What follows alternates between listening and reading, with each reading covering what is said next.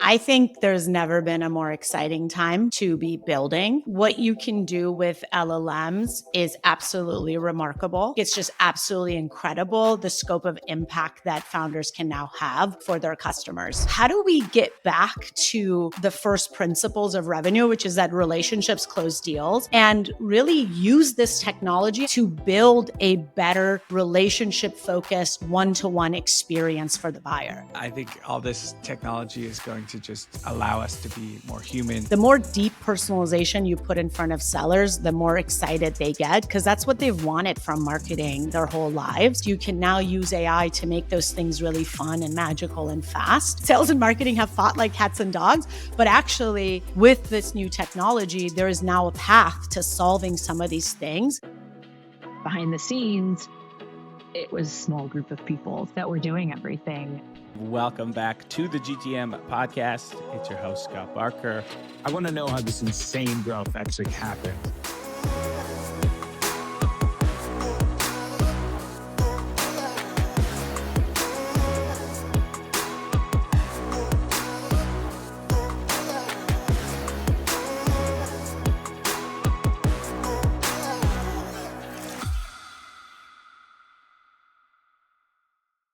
Hello and welcome back to the GTM podcast.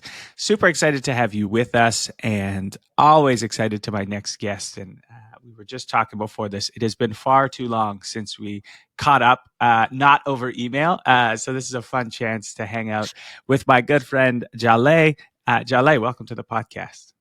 Thank you. I'm pumped to have you. And super quickly, just for the listeners, I'd like to do a quick bio before we get into it. Jaleh Rezaei is the co-founder and CEO of Mutiny, a company that we're super excited to back at GTM Fund. And they're really reimagining the B2B buying experience by transforming transactional relationships into meaningful connections through AI-powered personalization.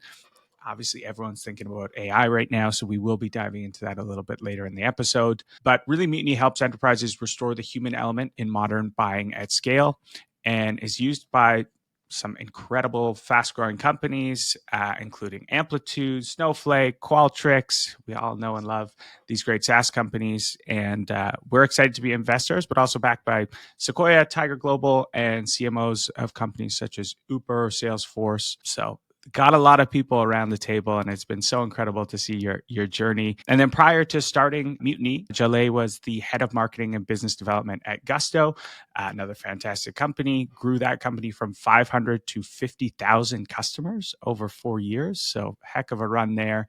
And then before that was the director of product marketing at VMware. So a lot of great companies and building the next great company here. But Jaleh, how's it been? I think a lot of founders right now are both excited about the future and also like, wow, there is a lot to keep up with in terms of innovation that's happening on specifically the AI front. Totally agree. I mean, I think there's never been a more exciting time to be building.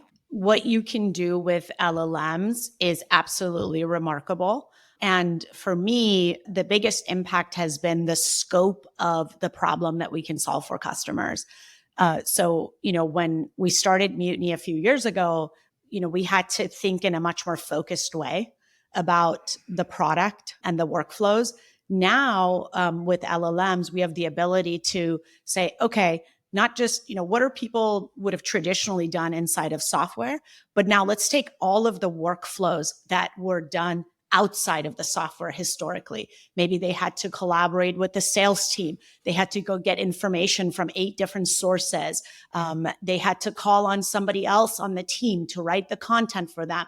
They had to go get somebody else to synthesize all the analytics. All of those workflows can now be brought into the product using AI. And I think it's just absolutely incredible, the scope of impact that founders can now have for their customers. Mm-hmm. Yeah, it's been really incredible to see these different waves. I guess, taking a step back, when you first started Mutiny, like, did you think that we were going to be here and these capabilities that we were going to have, through generative AI and now agentic AI? Did you see that writing on the wall, or has it been kind of, adapting, iterating, moving quickly, testing to kind of stay ahead of the curve? Yeah. I mean, I don't think that we saw AI accelerating the way that it has, but we certainly always planned and did use AI in the product. But we've just been really pleasantly surprised by the capabilities and how much we can do for the customers. So, I mean, you know some of my backstory, right? And so I started in go-to-market at VMware, and the thing that was exciting for me in retrospect is that I got to work right away with the enterprise sales team. And in that process, I wasn't caught up in the technology and what's possible, what's not possible. I just got to work on these deals, and I really got to understand go to market and the first principles of it, right? Which was for us, okay, let's get to know every customer. We would dive into their press releases, their earnings announcements. We would talk with the sales team. What did we know about them? What were their priorities? How could we help them? And then we would translate that into one-to-one customized decks, ROI reports, and all sorts of things. And I got to see very early on what great looks like. Like, how do you build a relationship with the customer? What does a buying experience look like that's absolutely awesome for the end user? And got to see in their eyes that, how excited they were about partnering with us, how much they trusted us. We were an unlock for their business, right? And so I think, after that, I went to Gusto and obviously significantly smaller deal sizes. And that's when I really got to learn how much you have to trade relationships for scale and reach. And that was a tough trade to make because it is a lot less effective in terms of conversion rates, right? Like the one-to-one stuff we see converts at 14x higher because it's just so much more relevant to the buyer. Whereas the scaled stuff, it tanks your conversion rates, but hey, you can reach more people. And I think as a CMO, most people understand that, right? They're like, I can either do the one-to-one relationship stuff that buyers love, that the sales team understands and brings everybody together, or I can reach a lot of people. And most of us have to do that scaled high throughput process in go-to-market. And so I ultimately left to solve that problem. I felt like technology could help. I felt like AI could help and make it easier so that you could have both of those worlds. Now, of course, fast forward to today's world, I would say like our first adoption of AI has made that problem and that need even more urgent than before, which I can go on and on about, of like how we're misusing AI and how we need to kind of get back to those first principles. Mm-hmm. Just want to highlight something you said there. So when you create one-to-one personalized content and collateral in a deal cycle, you found that deals close 14x. Is that correct? I mean, we have seen I'd say it starts with the engagement rate, right? So the engagement that you see with the page and the content is about 14x higher. This is from our customers' case studies that we have published. I was just looking at a more recent customer who increased their pipeline by over 10x. By using one-to-one to get inside of the enterprise accounts with whom they had a relationship, but they were trying to expand those accounts. So they created one-to-one experiences for them that highlighted the relationship, and they then, distributed those experiences to them via their sales team, via ads, via their website, via actually QR codes as well. And they were able to have an absolutely enormous impact on the pipeline. And I think it all goes back to the fact that when you speak really directly to what a company is trying to do and you connect your product to that, right? So we're not talking about fake personalization where you just insert their company name, but rather you speak to their priorities and how you help address and unlock those priorities. That's when you start to see really, really amazing results from a pipeline standpoint. The problem has always been that it's not scalable. Right. And that's what that's what we're building at Mutiny. And the latest release that we had last week uses AI in almost every step of that process to make it significantly faster. Yeah. So I'm going to go ahead and usually on the podcast, we don't talk a ton about product. We talk through like stories and best practices, but I get hit up all the time about AI use cases, and you're on the front lines of this. And I think people are really looking for companies with a strong point of view on how to leverage AI. They want real world use cases, and was super impressed with the release that you had last week. So would love to just break it down. Like how are you using AI? Talk to me about this new release and some of the results that your customers are seeing. Yeah, totally. So, I mean, we can even take a step back and talk a little bit about overall AI adoption in go-to-market. Mm-hmm. I think that the first wave of AI tooling has been very much about the efficiency of go-to-market teams and not enough about what does the buyer want and how do we actually better serve them, and respecting that if we can give the buyers what they want, we see much better performance from a go-to-market standpoint. And I think this is common, right? With any new technology, the first wave always takes what we are doing and applies the technology in a much more limited way based on how we understand and operate in the world today.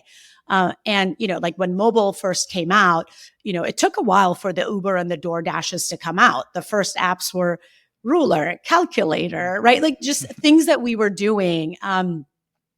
And not what the true potential of it was, right? And so when I look at what we've done on the go-to-market side, and we're all guilty of this, and, we've all had to play around with the technology. So, I don't blame anybody, but the result of it has been that we've basically focused on, okay, let's take that scaled model that we talked about and let's produce content faster. It's been all about more, faster, more, faster. And the end result of that has been that we've been showering our coveted buyers in spam, right?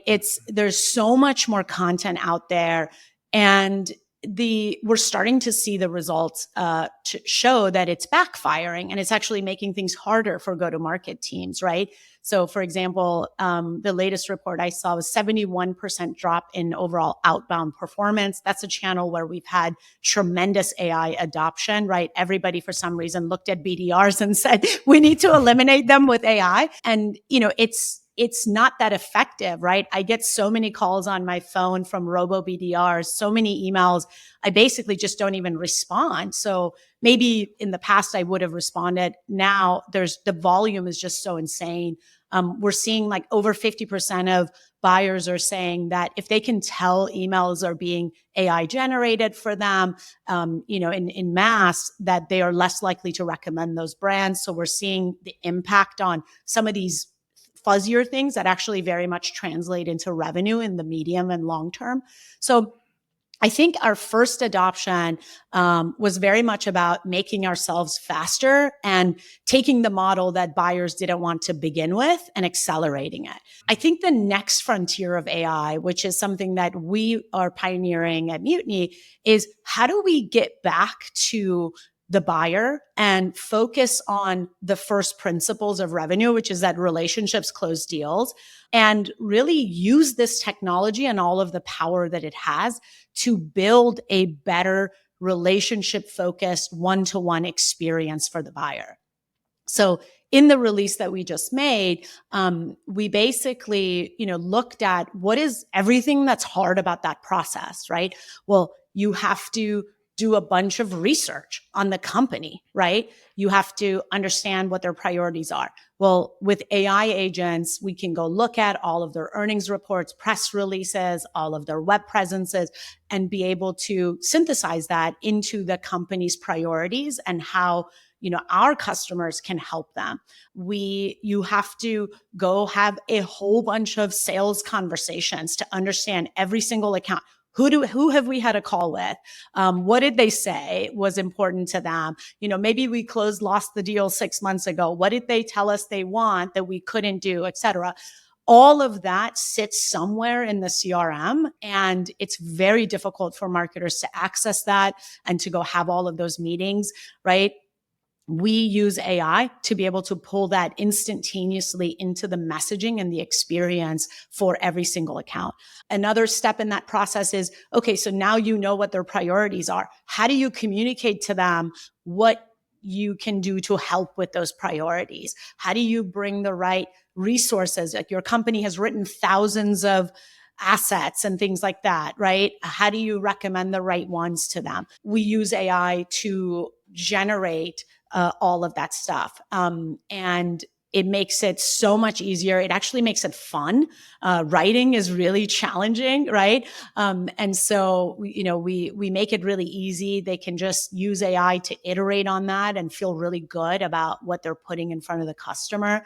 The sales team loves it because their chief complaint is always that marketing doesn't know what sales talks to customers about. So we can bring all of that into the experience. And then, from an analytics standpoint, understanding, passing all of that engagement data to the sales team and helping them understand why they're being alerted to this particular customer. So we tell them who from the company has engaged, what they have looked at, and all of that information is just really crisply synthesized for them so that they can very quickly either prep for the call that came as a result of that, or if the customer engaged a lot but maybe didn't go all the way to booking a meeting, for them to be able to then get in front of that customer in a highly personalized way, and help them take that next step if that's what makes sense for them.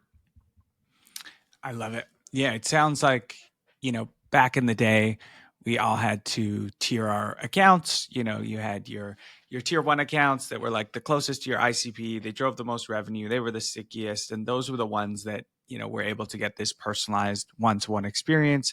Then you had your tier two, tier three, where you increasingly had to automate the outreach, the experience for them.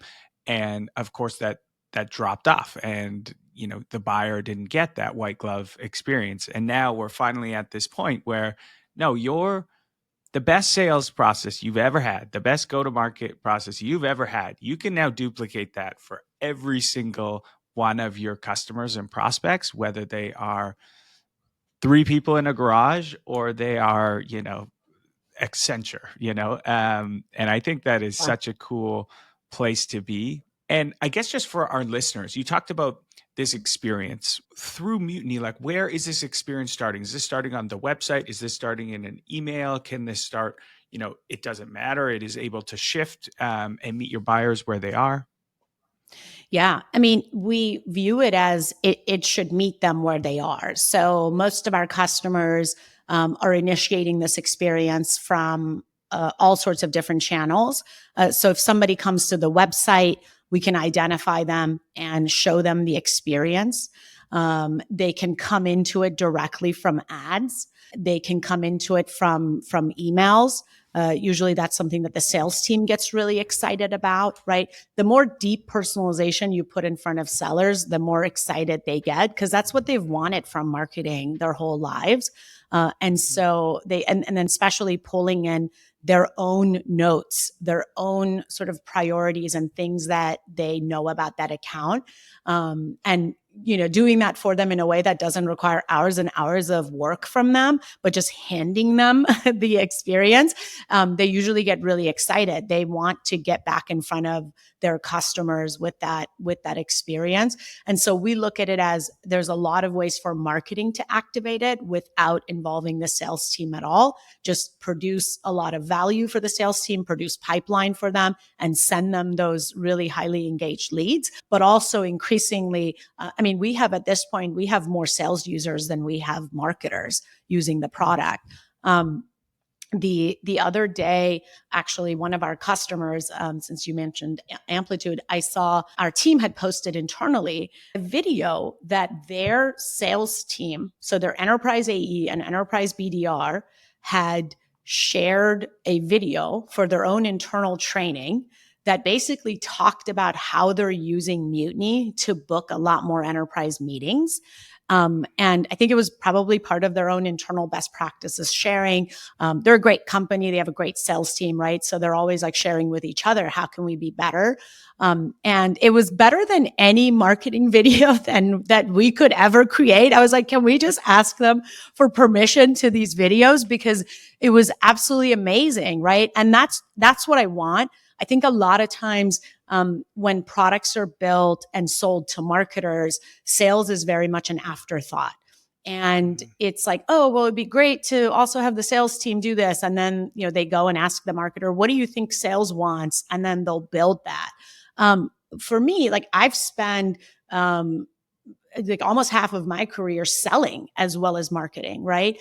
And so for us, like we have a lot of really good intuition around what sales wants, what's overwhelming for them, what's just the right amount of information, what are they willing to do, what are they not willing to do, right? Because there's a lot of things sales is not willing to do, but even though they want the pipeline. And we talk directly to salespeople. We measure, like our metrics have, we measure different things for sellers because we think their experience is going to be really different than marketers. And so we really try to treat them like a first-class citizen and build products for them that adds a lot of value, but doesn't require much time from them.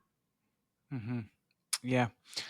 I think that's so cool when you can turn your customers into just like raving fans. And I think social proof is like one of the number one things in marketing right now, is just giving your customers that voice. And like, people don't want to hear about you and how great you are, but if you see a video of someone talking about it, I think, social proof is kind of that. Yeah. That last mile is like, we automate everything through AI, and then there's this trust layer that we still need. And I think that comes through social proof.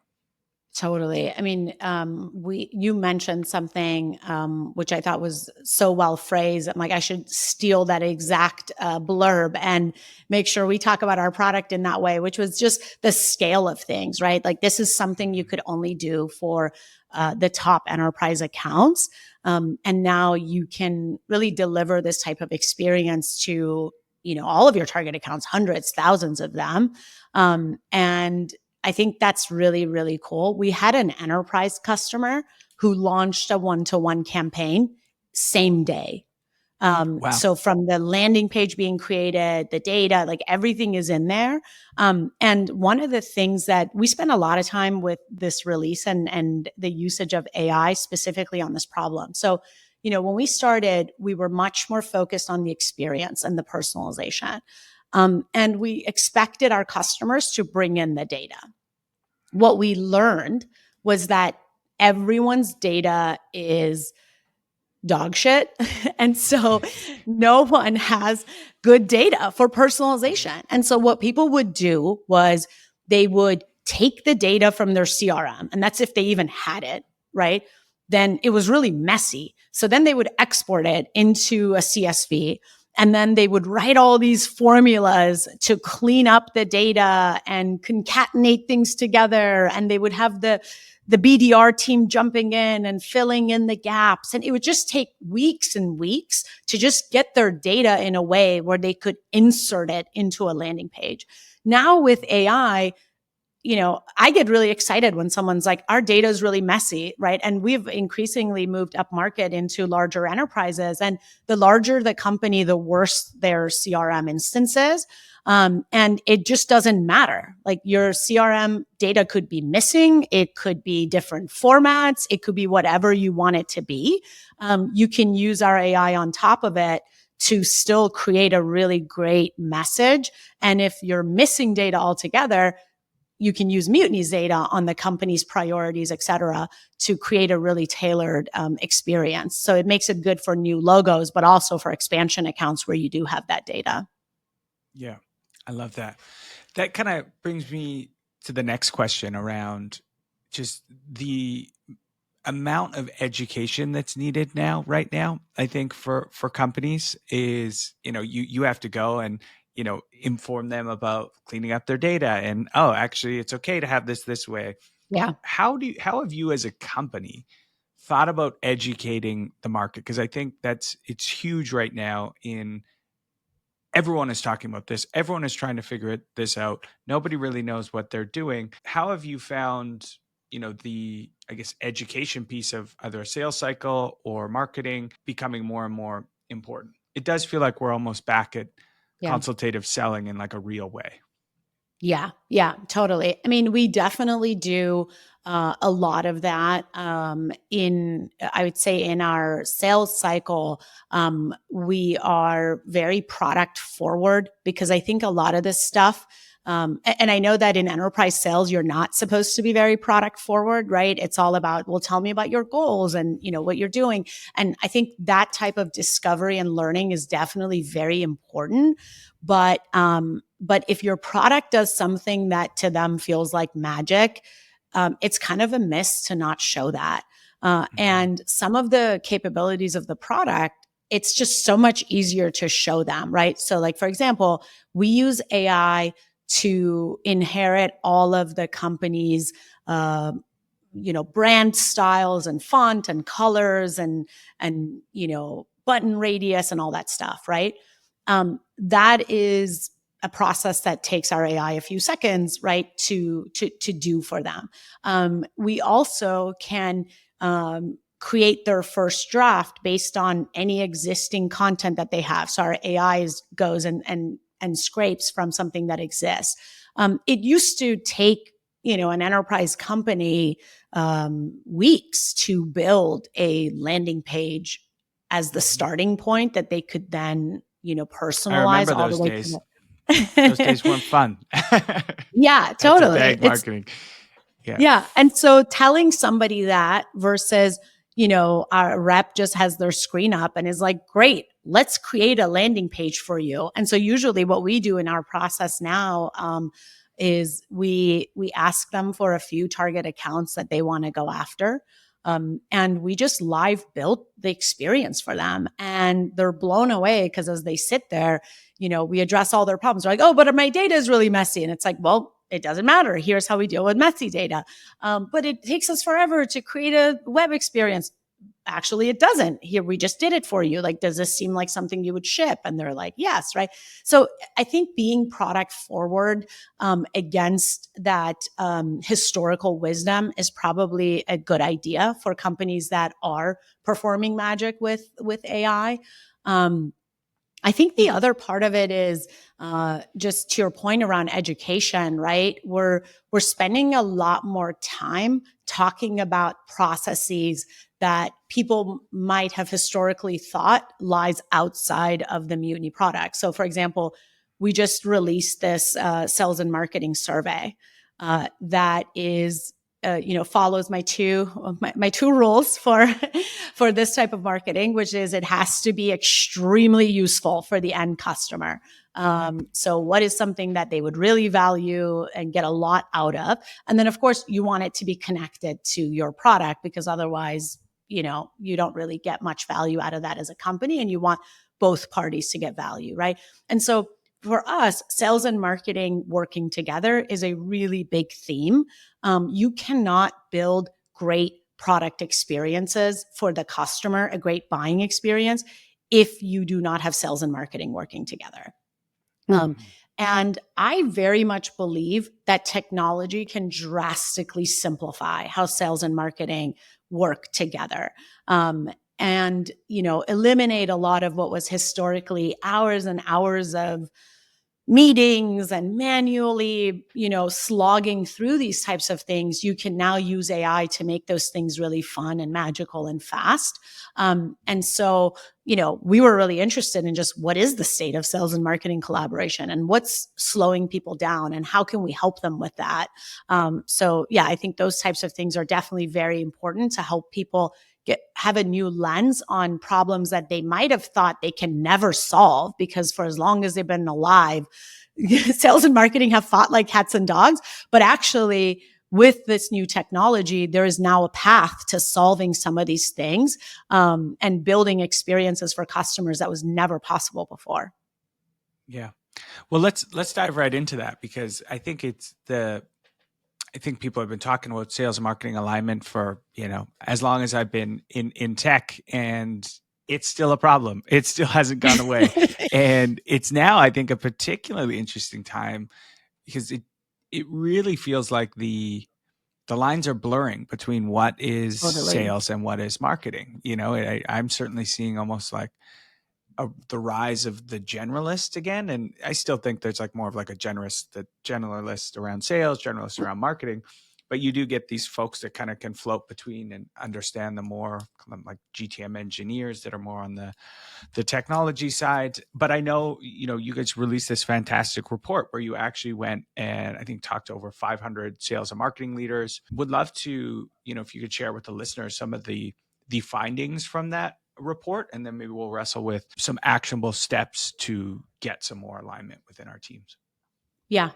So there's some really interesting stuff in there. At the highest level, 97% believe that sales and marketing alignment would help the bottom line for them. Like it would help them grow faster, it would help them get more revenue. So basically everybody. And we also dug pretty deep with the survey. So we looked at, how are they doing in terms of performance against their goals, as well as, ask about behaviors so that we could start to see what leads to good performance and bad performance. And so we also were able to very much confirm the business case for this, which is teams where sales and marketing is aligned, they are 2.3x more likely to significantly exceed their goals. And misaligned teams are 2x more likely to miss. So a very clear business case that when these two teams are working together, people's intuition is right. It will lead to more revenue. It's not a fluffy thing. But 82% fantasize about replacing each other. That was my favorite stat in the report. So something amiss there, right? You're like, on one side, 97% are saying, "Oh, we need to get closer together," and then 81% are being like, "Yeah, but that person's an idiot, so we should get rid of them." Yeah, totally. There's a lot of opportunity, let's just say. Yeah. I think if you've ever been a part of a truly aligned team, it feels just so different. It like so different. You're like, wow, oh, this is how it's done. I know there was, I would say, periods of time at Outreach, not maybe the whole 4 years, but that we knew like, oh, wow, between sales, marketing, RevOps, like we're all rowing the same way. And this just feels right. And you could tell just by the customer reaction, like we were hitting every number. And then, you fall into the other ways when you're like, oh, there's maybe a new leader or new teams or new things that have come up that make that alignment just more friction. And so I guess because alignment can be fluffy, like how do we make this actionable for folks? Like what are some steps you can take? Because everyone wants to be on those aligned teams that are 2.3x more likely to hit their number. But what do I do? Yeah. So one of the interesting things from the survey was that, I thought that the number one thing would be around goals. Oh, we're misaligned at the highest level. The goals are not aligned. But I actually, I think that a lot of teams, at least over the course of the past 10 years, I've seen a lot of folks move towards pipeline as a goal. And I think that's helped a lot. And in the survey, we saw 70% have goal alignment. So they said that goals is not, of course, you can always get better at goals and break them down further, et cetera. But I think as a marketing team, if you are tracking towards pipeline and not the historically more BS metrics, I think you're already on a really good path in terms of alignment with the sales team. And we saw 70% self-reported that they have that alignment. The stuff that was really missing was all about the day-to-day execution and how information flows between these two teams. So a lot of stuff around marketing doesn't know what sales talks to customers about. And therefore, the campaigns that we launch, the messaging is not informed of what actually is happening on the front lines. Lots of mentions around lack of personalization, in the marketing, and that frustrating the sales team because they have a lot of that know-how in-house. Campaign feedback, I would say kind of the reverse of it was true for the marketing team, that they're not getting enough collaboration and buy-in from the sales team to give them feedback on those types of things. Other things that, were really salient was the lead handoff. So sales doesn't really understand, you give them a lead and there's a score is 98 and they're like, okay, like, I don't really trust this. I don't know where 98 comes from. I think this is a bad lead. And then of course, marketing being upset that sales isn't working those leads. So I think a lot of it, like if I had to, we didn't phrase it in this way in the survey because we weren't sure what was going to come back. But now when I look at the results and read through everything, it's really about information not flowing between the two teams. They are missing context from the other.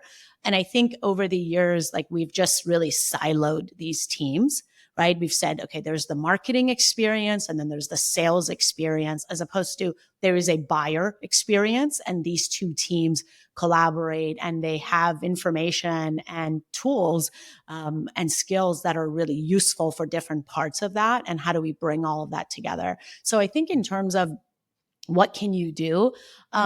Let's start with the non-technology stuff, right? So first of all, as a person that believes in the relationship based sort of process between the sales team and the buyer side, I believe in that even more for the internal team, which is the sales and the marketing team. So I think the very first thing is pick who your counterpart is in sales and don't worry about, maybe you hate the CRO and, you think you should have a different one.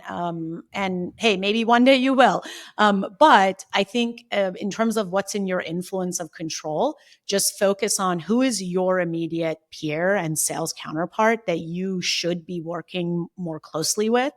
And just set up time with them and really get to know them. And I honestly think you can probably take our survey and kind of craft a narrative of that for why that could be helpful for you. I live on Claude. It's my best friend. My husband, Tyler's like, are you cheating on me with a man named Claude? And I am. I probably spend more time on that than any other tool. And so like, I would just go to ChatGPT, Claude, whatever you use, upload our report and give it a little information about you. Like, are you new? Is your sales counterpart new? What are your company initiatives where sales and marketing working together is important? Maybe you're trying to move up market. Maybe you're trying to break through a new vertical. Every company has a few things that makes this point of sales and marketing working together really, really critical. And so give that information and the report and just like, okay, give me a little narrative of like, get me ready for this conversation with my sales counterpart. What's the reason why we really need to work closely together? Or you can do it the old school way, read the whole thing and and come up with the pitch. But I can't imagine that if you're in sales or in marketing and you go and try to have a really direct conversation about how much you want to build a relationship with them and work more closely. And if you connect that to your goals, that you're not going to get a great response. And then I think from there, what I would do is I would then, map out the things. So get to know each other as people, obviously. And there's some really good exercises for, the touchy-feely side of things. But let's say, you get through that. I would really map out the areas in where sales and marketing have a lot of recurring interaction. So where are the arteries, right? Like where are we constantly doing handoffs between these teams? Or, where are the biggest, highest leverage touch points? So maybe you're launching a campaign that everyone in marketing is working on. So that's really high leverage. Like we want sales to be a part of that because there's going to be so many interactions as prospects come in, interact with that content, et cetera. The lead handoff is a great example of a very high leverage point. And you don't have to boil the ocean, just kind of think through what those are and just pick one. And especially one that you feel like you can influence most quickly. And then just say, okay, like we're going to make this an OKR, and we are going to, we're going to measure something, and then we're going to measure it at the end of the quarter and see. And that can be something as simple as a survey. It could be your own, it could be just reactions over Slack, but I would just pick a thing that you can change and just start by working on that quick win. A lot of times I think sales and marketing teams, when they want to fix something, they almost think in too scaled of a way, like, oh, we gotta have systems and we need the right leaders. And I think you can just focus on a quick win. And then that quick win will give you all the momentum to then go do something bigger and bigger every quarter. And so by the end of the year, you could have made like really big progress on this. One of the things that came up in the survey was about over 80% of the sales team said, and the marketing team actually said, that breaking into target accounts is a top priority for their company. But only 15% of the sales team thinks that marketing is actually doing a really great job with target accounts. So like maybe ABM is the thing that you pick, right? And it's understandable why the sales team doesn't think marketing is doing a great job. Marketing has never had the tool. They've always had to choose between that scale and the one-to-one, like we talked about earlier, right? That's a great thing that can now be solved with technology. Maybe you champion that together, and you figure out, okay, let's go take these target accounts and let's go create experiences that makes the sales team be like, oh my God, I cannot believe the impact that marketing had. That's absolutely something you can do in a quarter. Mm-hmm. Mm-hmm. A lot of great actionable stuff there. I like this idea of kind of plotting all the reoccurring interactions that you have between sales and marketing. And I think, the goal there is like, can we make this a wow moment for the customer during this interaction, or can we reduce friction? And let's measure that and see if we're getting closer to either a wow moment or making this simple, easier, removing friction. And I know it wasn't your main point, but I use, ChatGPT all day long. I think it's a brilliant idea to upload a report that has all this great data, but then give it your specific company information and be like, how do you make this relevant to my business? I think that's brilliant. I'm going to steal that and do that all the time. Yeah, that's my vision for one-to-one experiences as well, actually. That's something we're working on right now is, we have a lot of AI capabilities that are really powerful that we give to the go-to-market team to create these experiences. In 2025, we want to bring that forward to the end user. Forrester released a report that I thought was really interesting. 89% of, and I think it was B2B buyers specifically, are now using generative AI in every stage of the buying process. And I don't know if you've used those tools. As much as I love Claude, Perplexity is also is my other boyfriend. As much as I like those tools, they are not actually that good at helping you make software decisions. They hallucinate. They don't have the right context. But yet, people are, I think, desperate for being able to bring in their own context, right? Their own unique situation and figure out, how does this product help me? Is this the right product for me? That's ultimately what everyone's trying to figure out.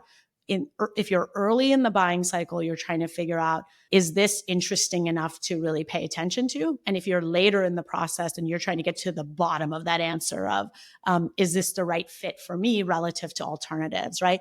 And so, that type of, some of those interaction patterns from consumer AI tools are really helpful. And we want to bring that into the experience, because as much as we can gather context on a customer, there's things that they know that we can bring into the experience. And rather than waiting for them to take a call with a BDR who's going to try to qualify them, why don't we give them a really great AI-powered consumer experience that is much lower pressure, that's self-guided, that lets them, share with us what they're trying to do and allow us to just continually adapt the experience, the web experience that they're getting from us. So I'm really pumped about that. We've got a team working on that right now, and we should have some things to announce hopefully in the next couple months. That's super cool.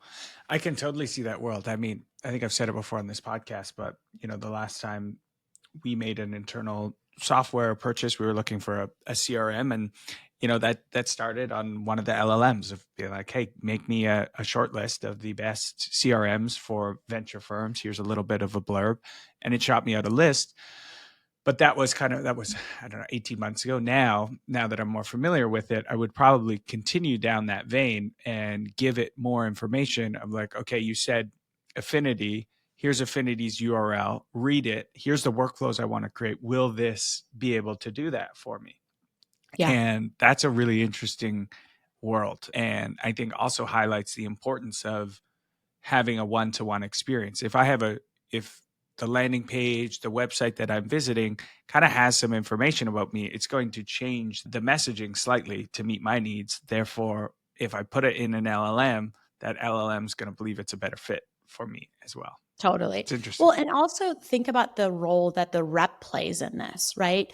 One of my big beefs with marketing is that, marketing and sales is that even though people buy from people at the end of the day, you could interact with a company's marketing 20 times and you could be like, let's say JP Morgan Chase, and have no idea who your sales rep is, who literally lives and breathes to help you and understand you and your account, and probably has like 10 account plans, right? To try to like connect how that company addresses your needs. And so I think that's definitely there's a lot of opportunity there, and I think there's things where AI is helpful, but there's also limitations to how much AI can do for you.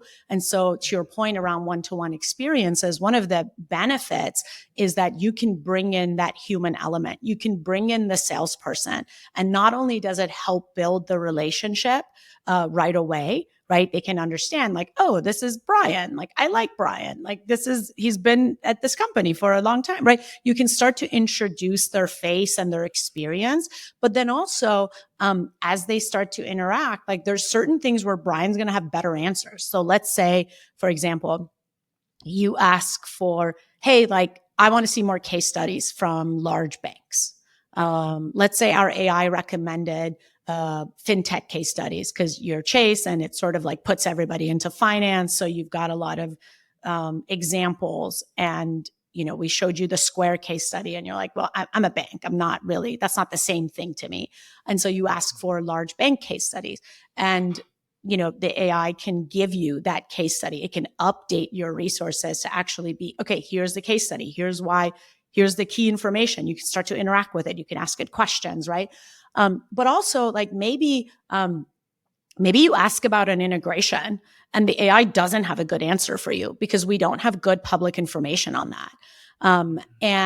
But the salesperson does, right? Like in this case, Brian has sold to a lot of people. He has a roster of banks and financial institutions, and he can look at that question and then come back to you with, actually, like, here's a really great answer. Like, we have not done a public case study on this, but I had a customer that used this particular integration, and here's how long it takes to activate it. And, and this is how it might work. And that'll start a dialogue with the customer because you're focused on their needs. I think this is what I mean by the relationship-based selling, right? It's really about like, how do I put my best foot forward by showing you that I've researched you and that we're actually giving you a compelling pitch. But then how do we then continue in a very buyer-focused way to keep that conversation going and helping them? Mm-hmm. Yeah. I like that world. I think all this technology is going to just allow us to be more human, spend more time being contextual for their business. Buying experiences will go up. This has been awesome. And for the listeners, we will put the report that we've been talking about in the show notes. So go and check it out and throw it in Claude and see how it can inform your next sales and marketing alignment meeting. Well, Jaleh, I have one final question. I always ask this question at the end of every episode, and it is intentionally vague, so you can take it anywhere you want. The question is, what is one widely held belief that founders believe to be true today that you think is bullshit or no longer serving us? Well, I mean, related to the topic that we're talking about, and I know I'm going to get killed for this, but I think AI outbound is bullshit. I get it, right? But I think in a lot of ways, it's like Willy Wonka and the chocolate factory. Because like we think it's this amazing thing, right? We think it's going to be all this amazing candy and all these things that we've always wanted. But it actually, the more people that use it, the worse life gets for go-to-market people, because you now are burning a channel to the ground that actually used to generate a ton of pipeline. Right? Like, especially in enterprise, like outbound generates the majority of pipeline. And I think we are not connecting the dots enough of if everybody starts spamming everybody, then it's just not going to work. And we are going to reach a point where, instead of all the candy, we're going to fall down the chocolate river and get sucked into a glass pipe or whatever happened to that kid, Yeah. And so I think, like, if you think go to market is hard today, I think it's going to get a lot harder with we're going to have to pay our dues on some of the misuses that we have right now of AI. But hey, prove me wrong, right? I'd love to see versions of it that ends up being sustainable.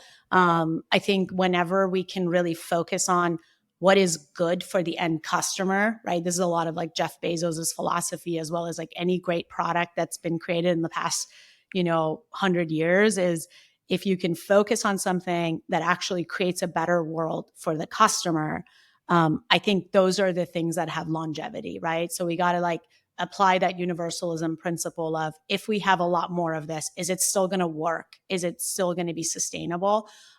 That's how I think about building product. It helps simplify the world for me, because I have to predict the future and I have to be right about that. And so the way that I simplify is just by asking myself, is this the best thing for the buyer? And if everybody had this, so there's no gimmick factor, because, in go to market, you can do a lot of like new things that are not sustainable, but they can work for a little bit. But if everybody had it, would they actually want more of this? Does it just totally raise the bar for everybody and it becomes the new norm? And so I really encourage founders to think in that way, because I think it'll help everyone build much better, more sustainable products, especially for go-to-market teams. It's a great outlook. And yeah, I think there might be a world where an AI SDR works and outbound using AI works, but it's not going to be the way that we've always done it, right? Like it sounds cliche, but like we need to really take this from a first principles standpoint. I think a lot of what we talked about in the episode is actually a more favorable path to go down. It's like, okay, can we now use the capabilities we have in AI to create a one-to-one experience to start a relationship? Because you're just trying to start it. And can I send Jordan Crawford, one of our LPs, who's awesome. He's like, I want to send you an outbound email that's so good that you would pay me for it. Because I have so much insights and data and research that I've done that you would actually be like, oh, wow, this is so valuable. I'd pay for that. And I think that is totally. But I agree that. And there is companies that Yeah. do a good job with that, right? Like there is companies that use AI to go find the signals and create leverage for the salesperson. I just hope that their great emails can still break through the noise and people don't just buy a product to put on top of their email that just like filters everything out. Totally. Yeah. Soon you're going to just get my agent talking to your agent. Yeah, Likewise, exactly. Awesome. Really appreciate you jumping on. That was an awesome discussion. And to all our listeners, please check out the report. And if you're a sales and marketing leader and you haven't checked out the Mutiny platform yet, I would highly recommend you do so. And I do say it every week, but listening's one thing, executing something totally different. Hopefully we gave you some ideas, tactics, and strategies that you can bring into your own business. And we'll see you all next week.